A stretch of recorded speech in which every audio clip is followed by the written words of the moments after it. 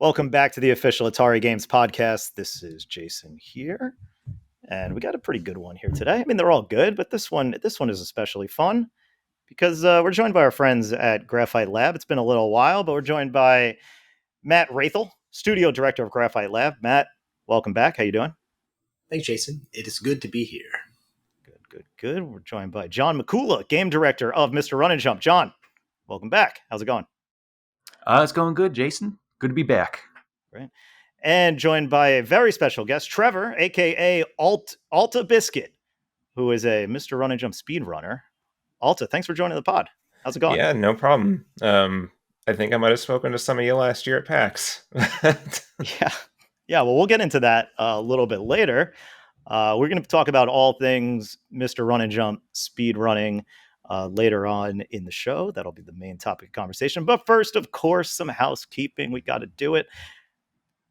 Review the podcast. Subscribe to the podcast. But most of all, review the podcast. The offer still stands. If you review the podcast on Apple, on iTunes, I will read it on this show. There are no new reviews at the time of me recording this, which is July 24th, and this will go live on August 2nd. So I think that's right, August 2nd, whatever that Friday is. So things are going to be a little weird with the scheduling, but I assure you I will get to reading your reviews if you post them. But those are probably ones in podcasts that land in September. Now then, Discord, join it, links below. Yars Rising, little over a month until it's out. You can still pre-order it, wishlist it, all platforms. Also, it'll be physical on Switch and PS5. So, go and pre-order that at your retailer of choice. And lastly, friends at Graphite are here. They got some stuff going on. I didn't prepare them for this, so I'm going to throw them blind. Do you guys? Usually I ask for plugs and stuff at the end, but if you guys got any product stuff, if you want to tell us about your wares outside of Mr. Run and Jump, of course, and stuff that we can't talk about. It seems like we make games with the word "jump" in the title. So Hive Jump 2 is out there in early access. We've got a couple other things kicking around. It's never a dull moment here in game dev. So yeah, always working on something. Very cool. Well, Hive Jump 2, that's right. It's in early access. I will have those links in the description as well. So do all that. All right, gentlemen, I got a warm-up question here before we get into the topic of the show. All right, here we go. This is submitted by 7 of 7. Last episode we did, 2 episodes ago, we did a mailbag. And I got a lot of questions. And 7 of 7 dropped in all these like really weird questions. I loved them all. This is the last of his weird questions. And it might be a bit of a head scratcher, but but let's do our best to answer it. When was the last time you did something for the first time?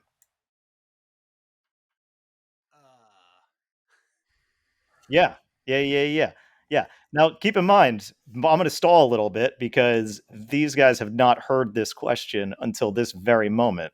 So it might take some pondering. Now, the way I interpret this question is doing one thing is new is not necessarily doing it for the first time.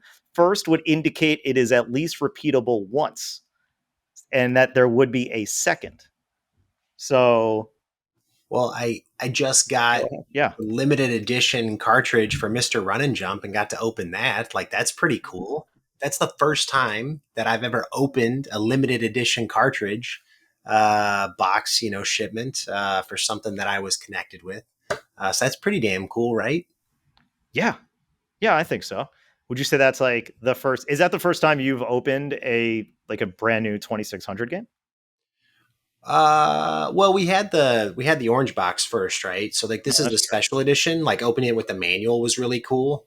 So seeing, John's name in the manual, it's not. I didn't have anything to do with this one, but I still feel connected with it. I saw this game years and years ago, the 2600 version. So to see it in a box really feels awesome that we collectively got together and brought something like that to a box. So yeah, it definitely feels like a bucket list moment to me.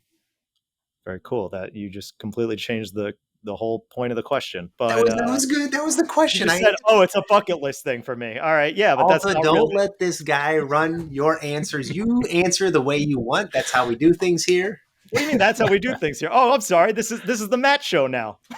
This is This is the official Graphite Lab podcast. I didn't realize we were pivoting on this episode. There we go. All right, Matt, go for it. Your show. Everybody, welcome my first guest, Jason Polanski. Jason, thanks for being here. Oh yeah, hey, great to be here, Matt. Go ahead and ask your question. John, Alta, you guys got an answer to this one? I don't know. I made a spaghetti bolognese a couple weeks ago. I never done that before. That was really good. That was quite tasty. There's some ground beef in there. There's a couple spicy Italian sausages. I don't know. Tomatoes, onions. What else goes into a bolognese? I don't know. Bunch of stuff, but that was good. I hadn't done that before. Let me piss off all the Italian listeners and just say every Italian dish is just pasta, meat, and sauce. You're not wrong. Okay. I like that one. That's a good answer. Alta, what about you? It would actually be yesterday. I just finished making a staff for a cosplay that I'm working on. That's the first time I've ever done something like that. So I got to learn about the magic of EVA foam and all that goes into that. This is your first time cosplaying? Not my first time cosplaying, but the first time I ever made a prop for it. So okay. Very cool. Do you have what have you cosplayed as, if you don't mind me asking? Some characters from a game called Octopath Traveler. Oh yeah, RPG, love Octopath. So. 1 or 2? This was from 2. It was Casti, the apothecary, and the second one I'm working on is Temenos from the same game. So, which one was he? He was the cleric. He's got kind of a smart-ass attitude. So that's an awesome. That's cool. Good stuff. For me, I'm going to give kind of a lame answer, but I was like, that this is a really difficult question to answer. I'm not going to lie, 7-7, but it's a good one. I think we've got some great answers here. So I'm going to give the lamest one at the end. I'd say I went to Paris earlier this year, and that is most definitely the first time and not the last time I will go to Paris because I absolutely loved it. So that is going to be my answer.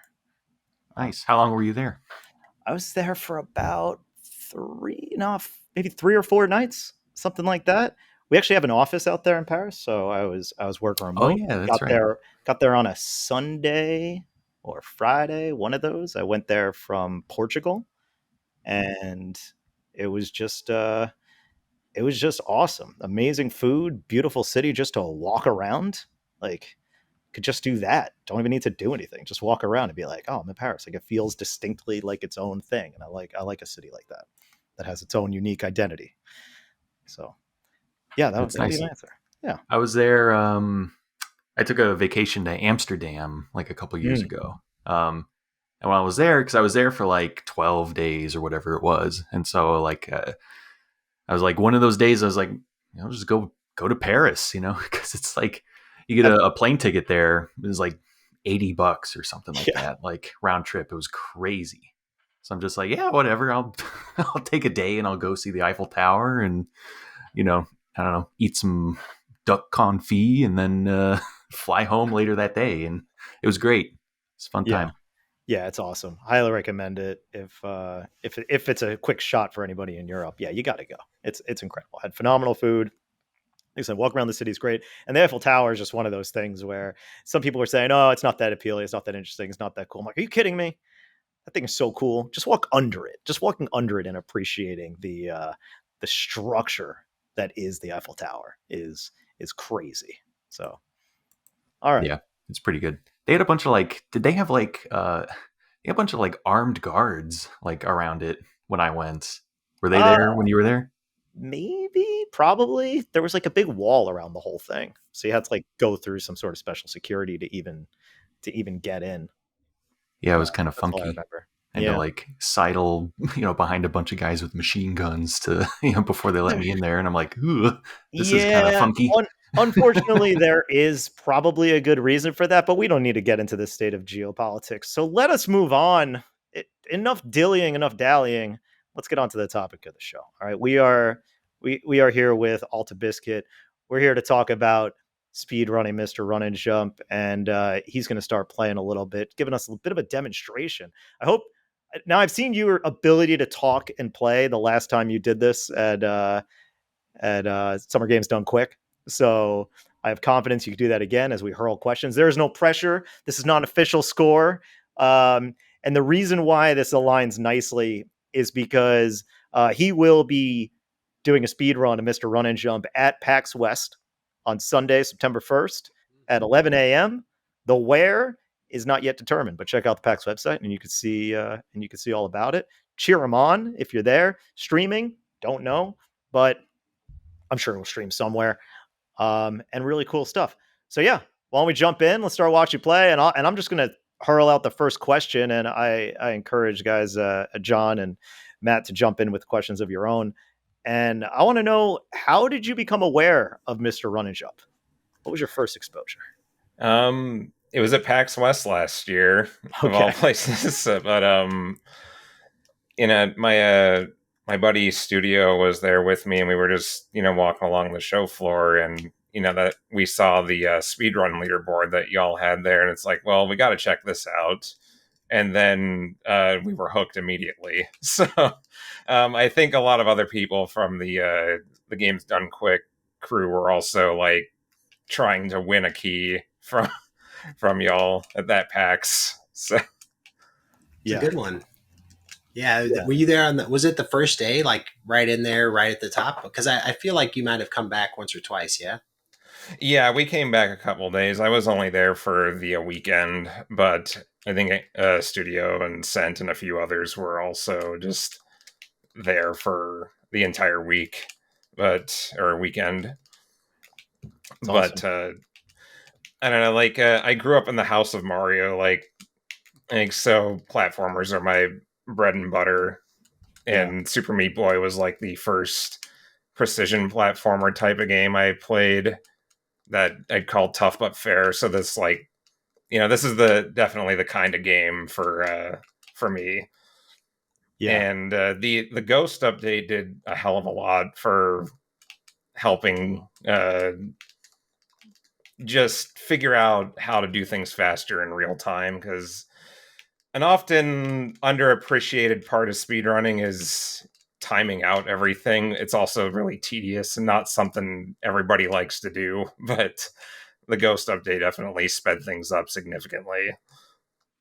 What do you mean that? But isn't that kind of counterintuitive? If you're speedrunning, the whole point is timing it out. It's like timing things out, like and trying to pass this line.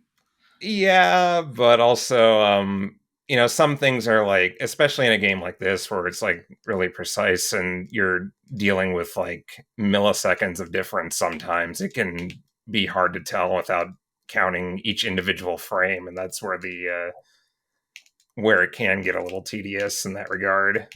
Right. So what is this your first speedrun title? It sounds like you may have had experience in doing this stuff before.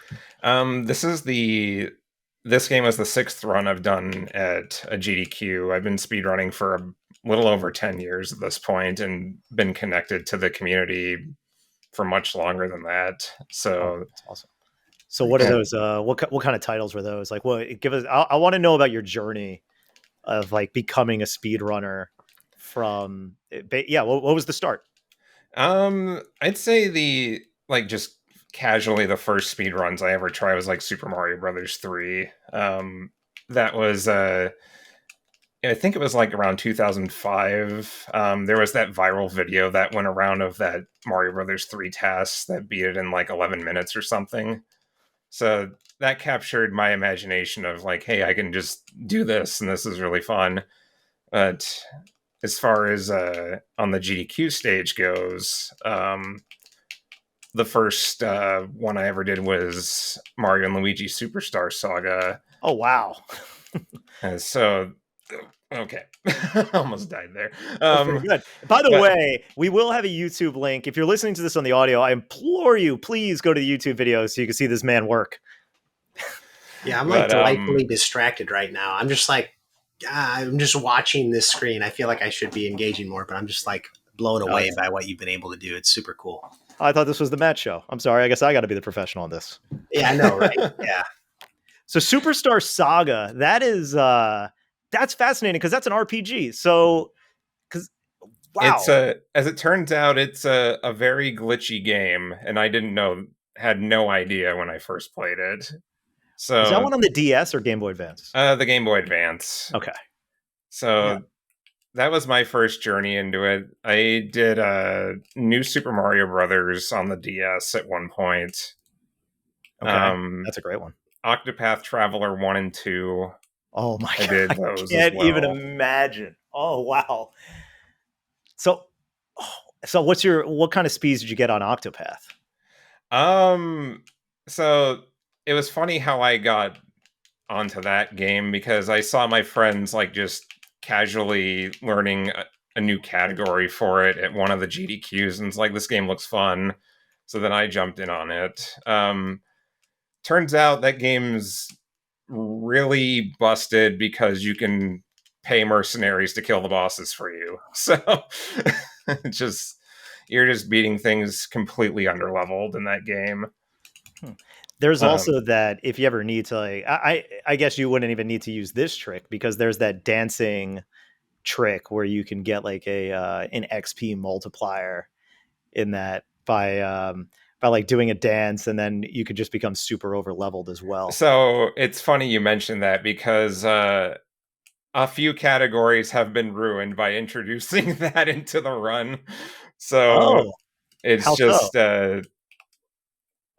one of them, you need to get like XP times 5 on one of the bosses. So it just adds a lot of variance to it.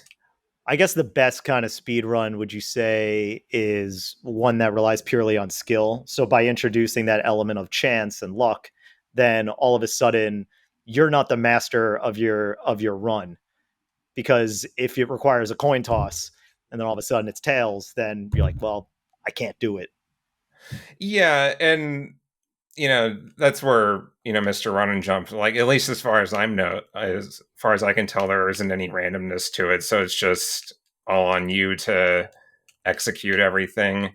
That said, I still think there is some appeal to having some randomness. Like, I wouldn't have speedrun Octopath if I hated randomness in a run. And because that game is extremely random, but being able to adapt to the situation has its own appeal too. Yeah. But I've noticed you like reset a few rooms in some of your runs. Like, oh, I need to go back to reset to kind of get rhythm. There's certain cycles that I'm used to doing, and if I died on the room, it's just easier to reset it and then just try again. Yeah. I've some of the games you mentioned, like Mario 3, there's some like earlier NES games, Zelda 2, where the glitch is like so important to getting some of those times. And I'm kind of like, I've been watching Run and Jump being like, oh man, wait, I wonder if there's going to be something that like maybe we didn't catch that, shows up over time. Because I mean, those things weren't discovered like, day one, obviously. These took time to find. But they've almost been like embraced as like, charm for some of those games. Like, oh, this is how you're going to get through this quickly, which is, I think, unique to that kind of emerging behavior that, comes through with these speed running. It's just like, the playground that these games create. So I'd say we were pretty aware of that, John, right? Like going into this one, like we wanted this to be something that, appealed to speedrunners. I think we were pretty aware of that intention throughout most of Mr. Run and Jump.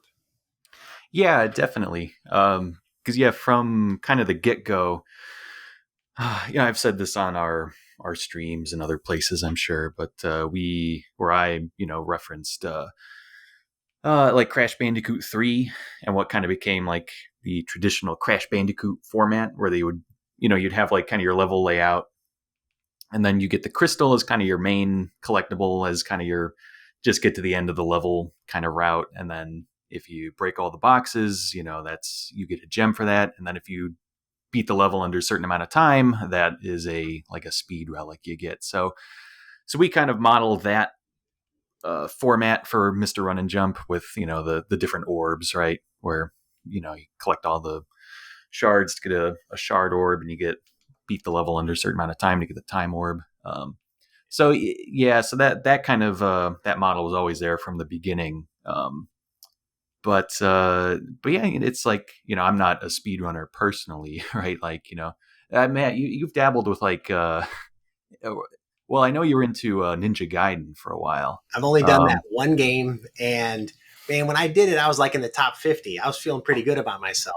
My time now is like, it's pushed me to like the top 500, maybe. Jeez. Just as those, this is the other cool thing too, Alta, and I don't know if you've seen just from other people playing this game, but like, I learned so much when I watch you play. I'm sure from your other games, like you learn from other speedrunners. That's what's, I think, so cool about this is just, I'll think I'm fast, and then I just watch somebody else do something, whether this game or another, and it blows my mind on different routes, different paths, different, even little things like these dashes, dives, and long jumps. The order you do those things in can make a big difference. And so when I was deep into like Ninja Gaiden, I was watching these streams regularly, just practicing these little bits and pieces, and shaving off a second here and a second there. Yeah. See, even doing that, like what you just did, Alta, where you get through that tunnel of spikes just without a long jump is like, Yeah. is like nuts, right? Yeah. I feel this is as close as I'll ever feel to being like the game designers for Guitar Hero, like through Fire and Flames Expert. They're like, I don't know, we can't do this, but I'm sure somebody somewhere can do it. Just watching you go is just like, oh man, we just put a guitar in this guy's hands and look at him play. So it's Is that a true story?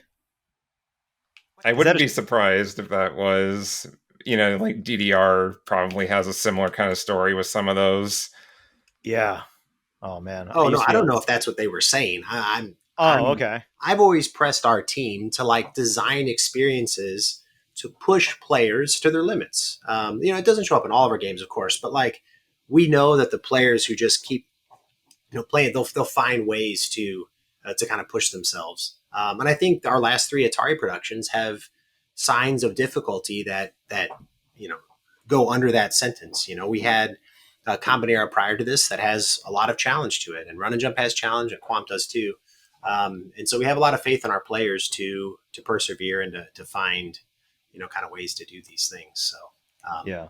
I do want to go back to something, because it was something that actually came up in early development of this game, because we did consider speedrunners at the beginning, but it's a matter of like, what does it mean to actually design a game for speedrunners, right? Like you just brought up that speedrunning happens with games like Octopath Traveler. So what is it that actually creates other than platformers or something that has a timer, what is it that ultimately appeals and creates this desire to speed run a game, and what makes a speed running game? Or does that label is kind of arbitrary until somebody actually makes an attempt? I'd honestly say just make a compelling game.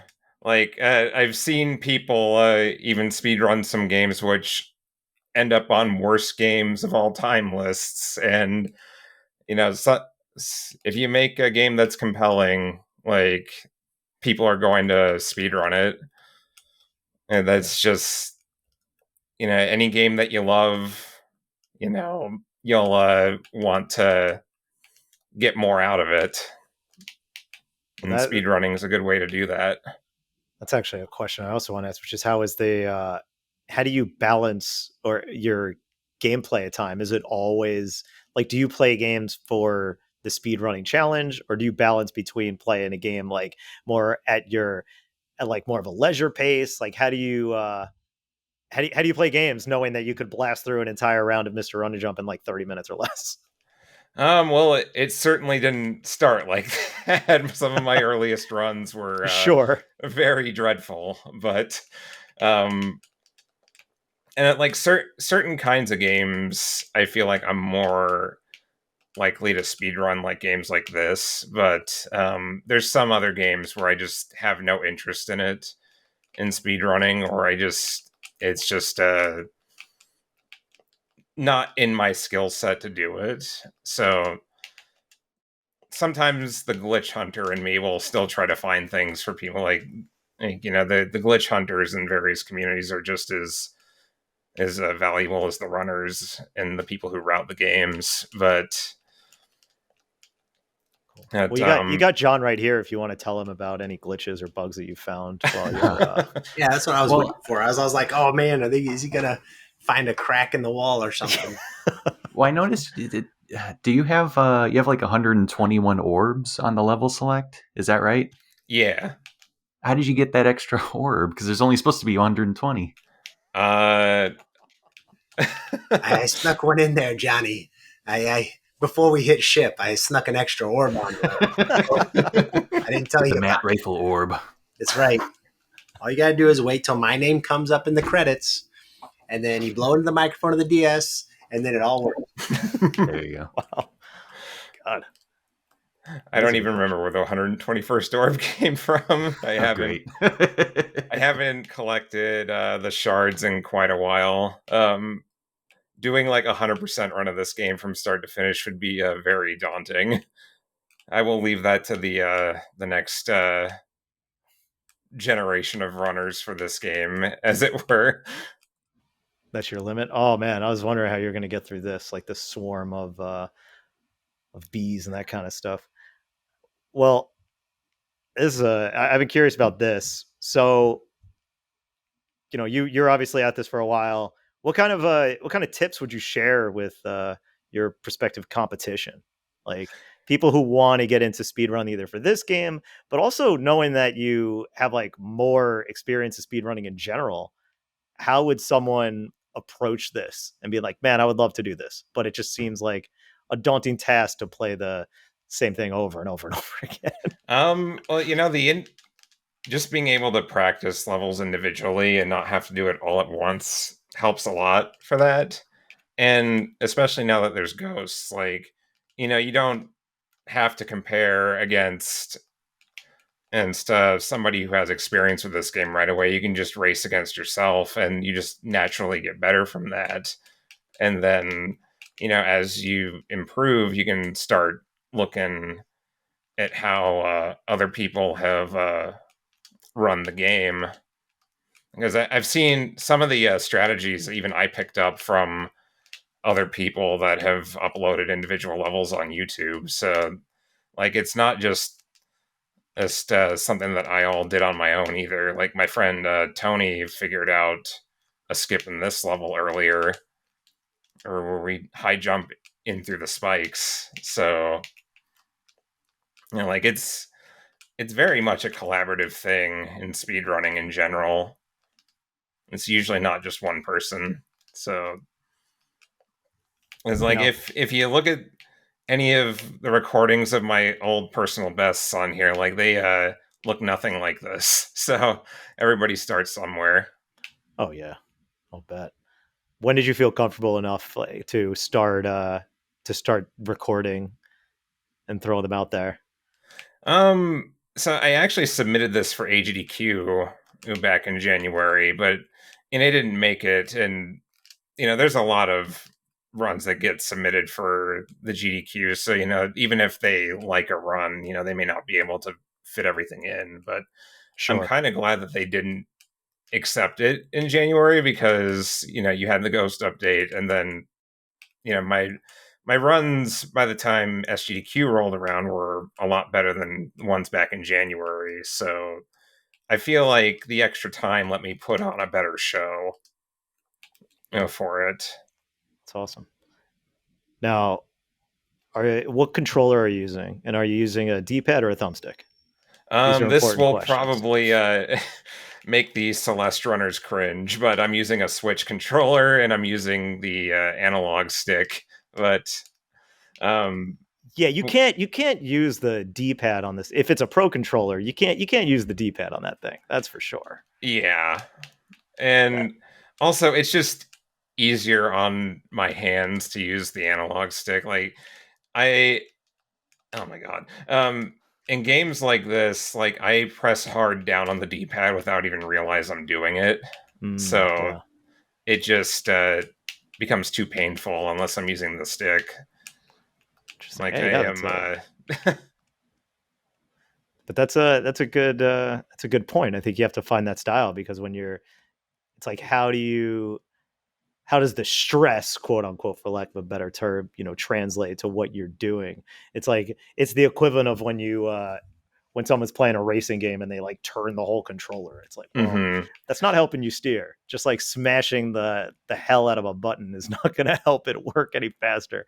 And it might give you, what's that called? It'll give you a condition. Mario Party Palm, Mario Party Palm, exactly. When you need to they sold like the glove to help, with the people who were spinning like the analog stick on the N64 controller too much. I could have used one of those. Yeah, we would run just 1-1 internally. It was kind of like the bragging rights stage, just trying to get that one as low as possible. And we get in these sprints of like 40 minutes, 50 minutes, and even at that point, I was like, "Oh man, this is enough. Like, this is starting to like hurt." Are you playing in longer sessions? Are you going like when you're kind of searching? I mean, you're playing for 30 minutes, 40 minutes now on like a full run. But are you doing more than that? Are you doing a couple of runs at a time and playing for hours when you're kind of improving? My sessions are usually not much longer than an hour. I know what my limits are just from having speedrun a lot, especially Trauma Center on the Wii was another game that I speedran for a while. Hell yeah. Love that. I love Trauma Center. And that is the only... I couldn't beat it on the DS. I can only beat it on the Wii. So that was that's a great place to do it. Hell yeah. It is much harder on the DS. But that was a game that, it's about an hour and a half long, and it's like really hard on my wrists. So like I would take like multiple days break in between runs of that game. So I just have to listen to my body when it's having, and I just need to not push myself too hard because repetitive stress injuries are very much a thing, and you don't need to hurt yourself just for speedrunning. No. So how often do you practice Mr. Run and Jump? If you could call it that. Oh geez. Before SGDQ, I'd usually like do a run or two every other day.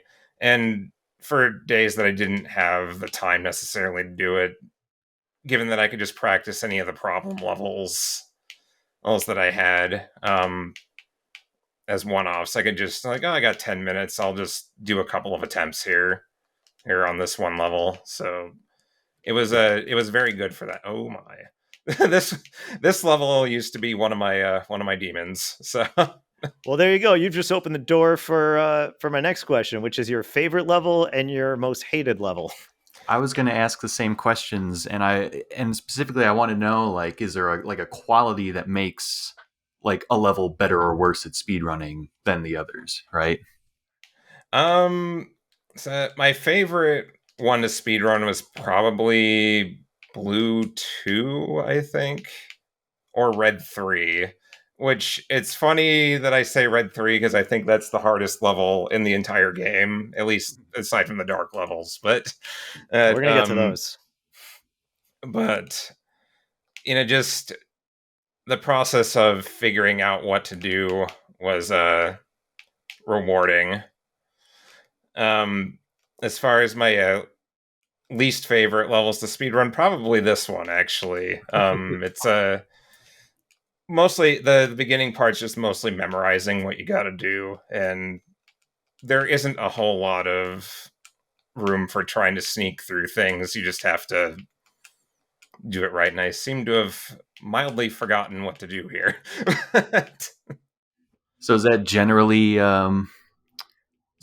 what you're looking for with like a when you speedrun anything, is like if it's too much like rote memorization, that's bad. You want to be like flexible in a run. Is that generally a good thing? Yeah, I like feeling like I have a lot of different options when routing things. Okay. Wow. All right. Sorry. This room is. Check out the YouTube video. If you're listening on audio, it's you'll see exactly what's going on and why there's all these moments of distraction.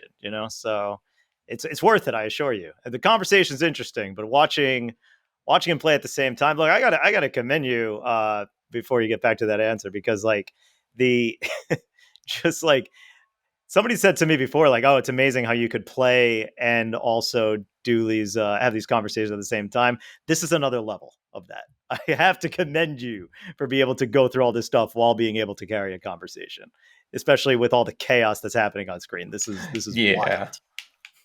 And I can think of like Mario 3 has some pretty good examples of like, a lot of the end levels in that game are all auto scrollers, so it's like there isn't really a whole lot to do in those except just like jump on enemies for fun. It's kind of a nice reprieve in a way, but also just, all right, we're at the end of the game where there's 4 minutes of basically nothing for a bit. But with a game like this, there's always something going on every screen. Like so having those moments where you can just kind of reset for a little bit is also nice. Yeah. Totally. This screen probably took me the longest to figure out of all of them, just because it's just a big maze. So, and even that way I went through there are so many different ways you can approach it and still get about the same time. So it's just, John, what's the name of these big blooming guys? Those are fills. Yeah. Fills? Internally, we called them pufferfish for a long time, but their official name are fills. And these like wormy looking guys, those are bobs. So the bobs, they bob up and down, and then the fills, they blow up and they fill the space, you see. Right. So, Alto, where do you stand on the fill and the bobs? Are they cute or are they demonic? Are they cute or what? Or demonic at this point? I mean, at first, out of context, they're pretty adorable. And then, they're demonic if it's the dark levels. I'll put it that way. Yeah, let's talk about the dark levels. Is that part of the run? Not for any percent. So like any percent's just the general term for just beating the game to the credits. Red Void is where they first show up. If you had to do the dark levels, would you be speedrunning this game? I don't know. I love an honest answer. We only look for honesty here. I did think about offering the dark levels as an incentive for SGDQ, but I just couldn't get them with any consistency. Like they're really tough. Like I know GDQ likes their Kaizo levels, but that reaches a point where it's like, what does that mean? I don't know if I can do that with any consistency. What does that mean? So like Kaizo Mario World is like an old ROM hack of like really, really hard levels that you're basically expected to use save states for on an emulator, but people got good enough at them to actually do it without save states. So all these games keep coming out with, or all these ROM hacks keep coming out, just upping their game on it. And so it's basically synonymous with like extremely hard and precise level at this point. Fair enough. Okay. Yeah. I did do like some light touch-ups to the Dark World levels. I think when we did the Ghost update. Because I went back and I was playing through the game again because it had been some time, since release and when we did the Ghost update. And I'm just like, man, I don't even remember how we like what even the intended route through some of those rooms were. I was gonna say when you're the designer of the game and you're playing it and you're saying who would do such a thing, you probably have a bit of a problem there. It was me. Yeah. What kind of state of mind was I in? I can remember like one of the optional challenge rooms in Dark 1 being particularly difficult. I think that was the last challenge orb that I picked up, was that one. Though, funnily enough, the last speedrun platinum orb I got was a blue 1. That Oh right, yeah. Blue ones, Yeah, because blue 1 is like bizarrely very difficult to get a platinum. it's kind of yeah, hilarious now. my personal best on that is like 1 minute and 3 seconds, and the platinum is 105. So Yeah, yeah, that one's really tough. we had a guy, who was working at Graphite at the time, whose job, basically was dedicated, figuring out, what the platinum times were. So he got really, really good at playing through the game, and he was there just being like, whatever his best time was what was going to be the platinum time for these orbs. And we had another player complain about that level in particular, and we're like, yeah, this is like very difficult, and so we talked to the guy who was setting those times, and we're like, what did you do to like, how did you do this so well? Is there a trick to getting a time that low? And he's like, honestly, he didn't remember at the time. So get good. pretty much, I guess. There is something about that level though, where even the best, fastest, like they're not pushing the platinum time by much, whereas the others have like some really nice like flexibility. So there is something a little bit infamous about that one. I would look at forums, I'd look at like the Steam community and watch YouTube and stuff just to see who was talking about it, and that one came up more than once. So it's got a bit of infamy now. Yeah, I did notice that the platinum times got a little more generous towards the end of the game, but the dark ones and red ones probably need that. But Yeah. So we're getting close to the end here.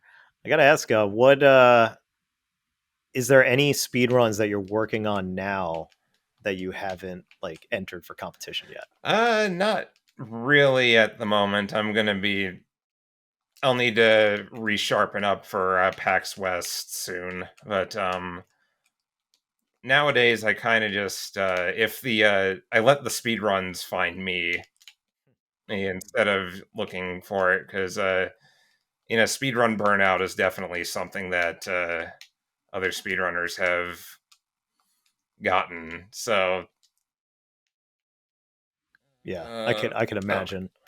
And then have you played the 2600 version? I haven't. I've been meaning to. I am a little embarrassed that I thought that it came out like much long ago. I think I mistakenly said that during the SGDQ run. That's all right. That's the fun marketing beat. We kind of positioned it as this kind of long lost Atari game when in fact it was just made by Well, John. you fooled me. This fine young man. Yeah, very cool. We got I'm kind of out of questions to ask. I mean, this has been awesome. John, Matt, you guys have any additional questions? So I could go into a last segment here now that we got some time. Haven't done it in a while, but I thought I did, but I've just been so hypnotized by this run. I know this is crazy. Forgotten. Yeah. Trust me. Watch the video if you're on audio. The link is in the description. I think you kind of answered this earlier, but I was kind of wondering like if there's any pet peeves or anything that turns you off when you're kind of going into a game. You might say, "Oh, this looks cool for speedrunning," but you play it a few times, and you're like, it's not for me. Like, are there those pet peeves that show up as you kind of get into a game?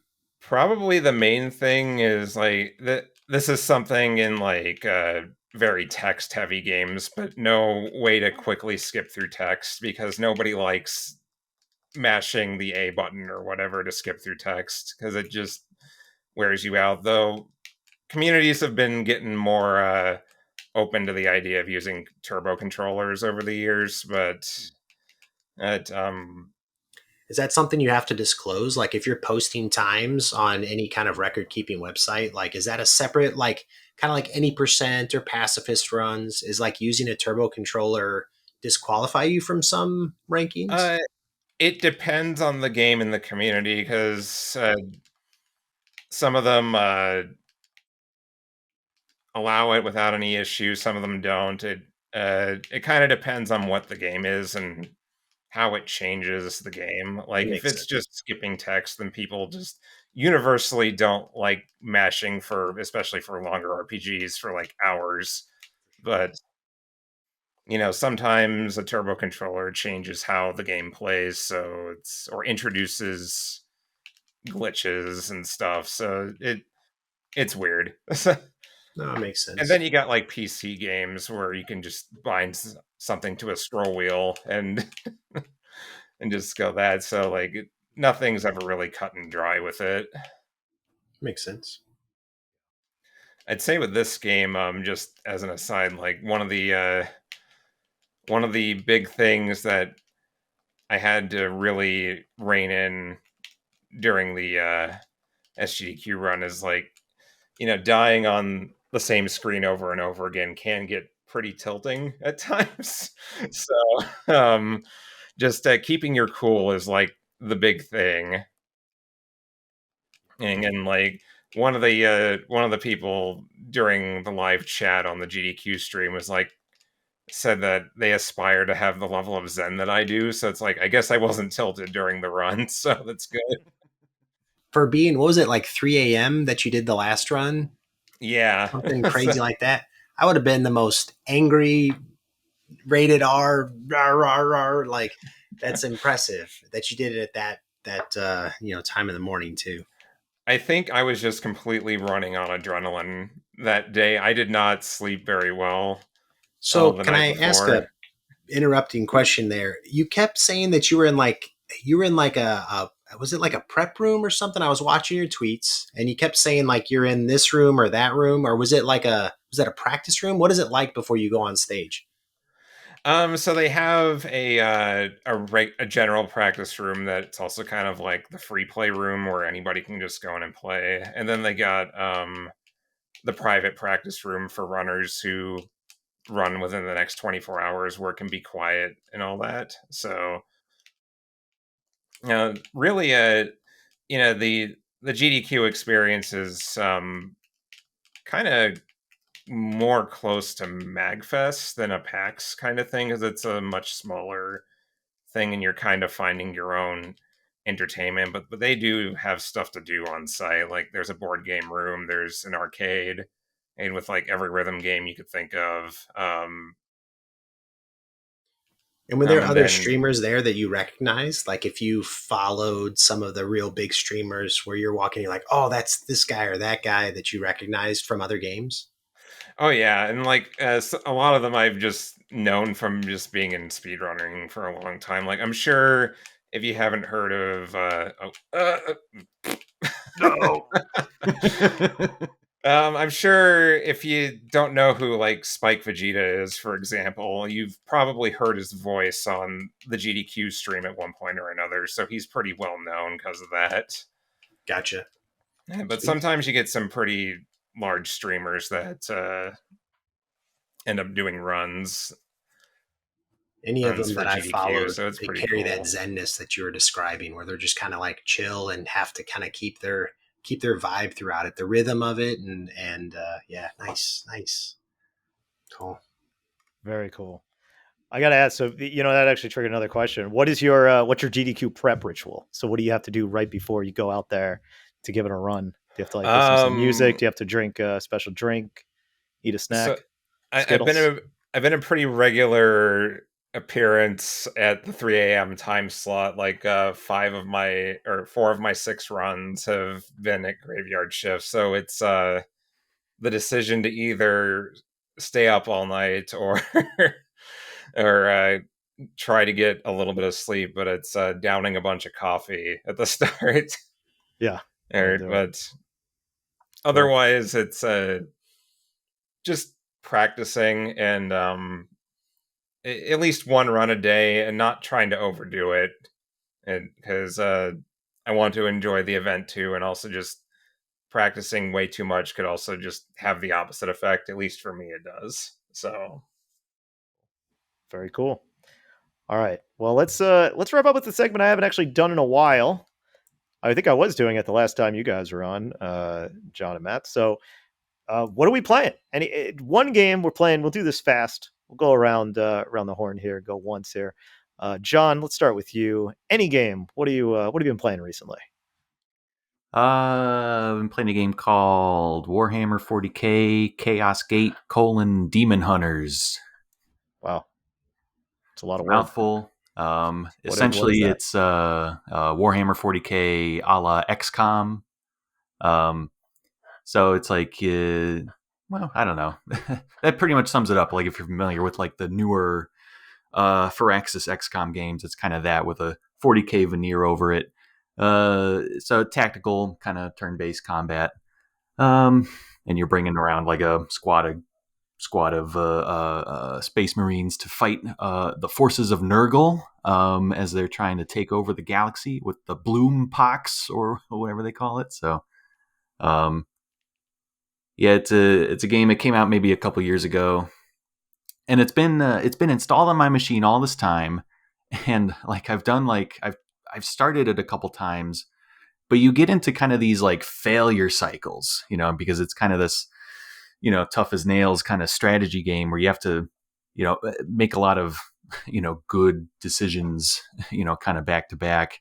And if you don't, you can kind of find yourself in a tricky position. So it was a game I was intimidated by for a little while where I'm like, man, I don't want to play this for another 10 hours. And then it's like, you realize like, oh no, this is all just going down the toilet. Like there's no way I can win this. But I've booted it up again.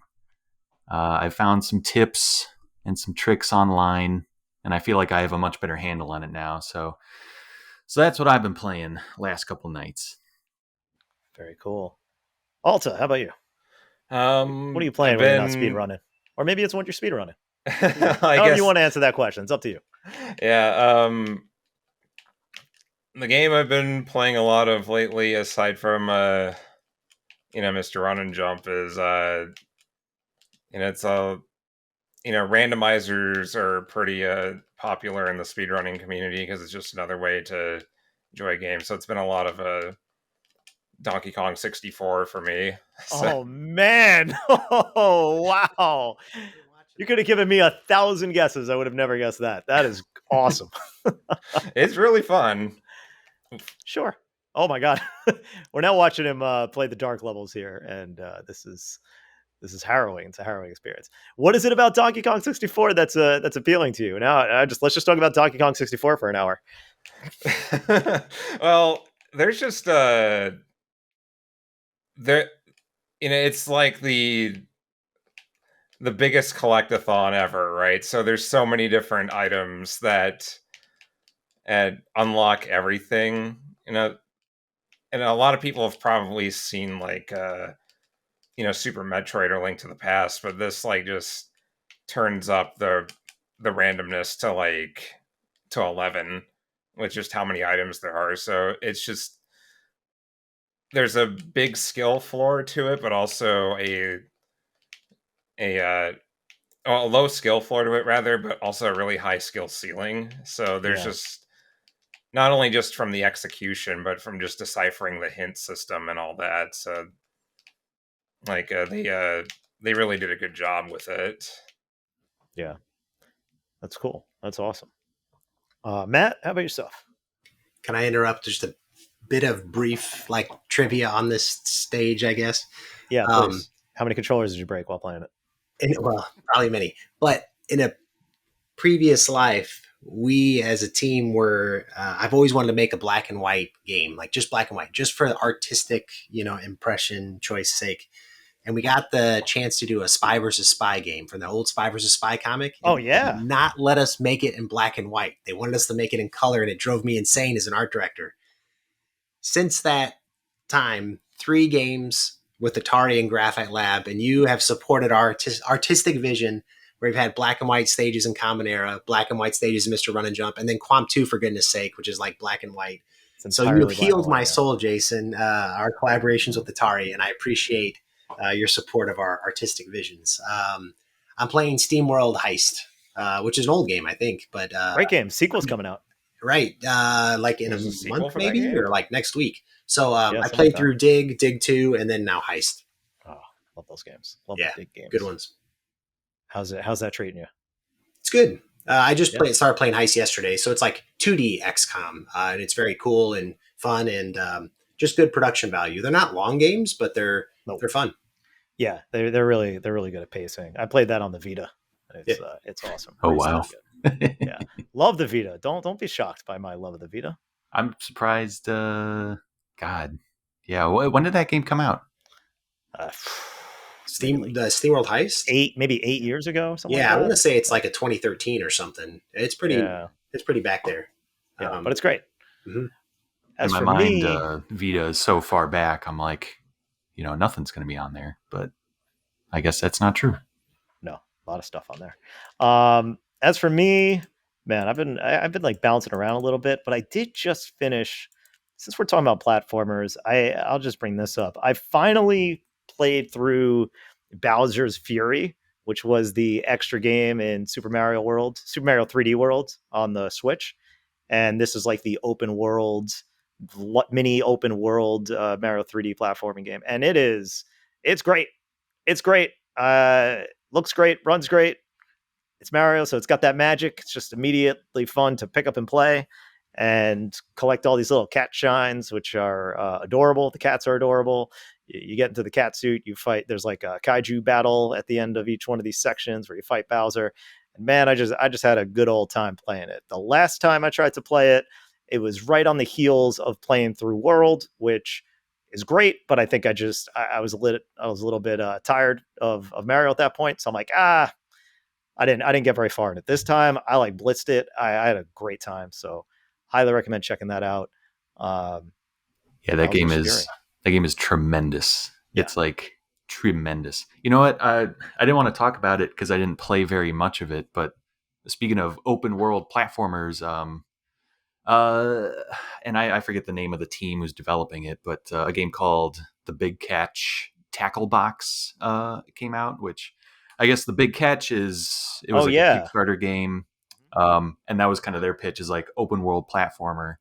But then they put out this demo like prequel game called The Big Catch: Tackle Box. So I've been checking that out, and that's kind of a really interesting, because it's bigger than Bowser's Fury, and there's a lot more to it. Like your moveset is kind of a lot more advanced. There's a lot more stuff going on, and it's pretty difficult, but it's also very interesting. Yeah, the movement and animation looks phenomenal in this. So yeah, it's very, very cool. I haven't played very much of it, but I'm excited to try more. It's got that like modern PS1, N64, Dreamcast tops era of look, but then combined with the modern flourishes that you'd expect. Yeah, it's cool stuff. I didn't realize there's a demo out of that. I'm going to have to check that out. Yeah. Good stuff. Well, gentlemen, I want to be respectful of your time. Thank you so much for joining. Altabiscuit, let's start with you. Thank you so much for joining. Thanks for being our entertainment today. And where can people find you if you want them to find you? I stream on Twitch, just twitch.tv/Altabiscuit. I have a full-time job, so I just kind of stream whenever I feel like it. There isn't going to be any set schedule. So right on. But cool. Thanks for having me. Yeah, thanks for joining. And we'll have the link to that Twitch page down below. John, where can people find you? Oh, you could probably still contact me on Twitter or X. At John Mikula is just my full name. And here, real quick, I want to say, Altabiscuit beat the first level of the Dark World in like 7 minutes, which, if I was going to do this right now, it would take me like an hour. Who would design such a thing? This one was Abram Donovan, I believe. And also, Alta, I want to say, big thank you, from the bottom of my heart for, giving Run and Jump a chance and taking it to SGDQ and just kind of being a solid advocate for the game. It's really something special, when you work on a game, and when we go to promote a game like this, oftentimes it feels like, it's just us being like, please, someone play this thing. But then, to see a speedrunner like you pick it up and kind of make it your own, really feels like, the game has like found a life outside, beyond the scope of what like Graphite Lab was able to do for it. And that's like a really special feeling. So anyway, I just want to say thank you for that. And fantastic runs, very entertaining to watch. Thank you. No problem at all. Yeah, I want to double down on that. I want to double down on that. Thanks from Atari as well, because to kind of keep this game alive and keep it and keep it out there. It's really awesome. And that's the fire alarm going off here. Something going on as I talk. Matt, give me your plugs. Yeah, I can't say it any better than John. Thanks everybody. Thanks Alta. Thanks Jason. Thanks Atari. Really is great to have the support. You can find me at Raithio Show or find Graphite Lab on any social media. So yeah, thanks again, and we'll see you out there. Cool. And that's for me. You can find me at Jays of Doom on X. Can't say that with like a straight face. I can't just say find me on X. It just doesn't roll off the tongue. But yeah, all those social links are going to be down below. Mr. Run and Jump, it's available. Check it out. Try to compete with Altabiscuit. Step up. That's a challenge. Step up. And yeah, Discord, review us, all those things. Thanks for listening. And we'll see you next time. Thanks a lot, guys.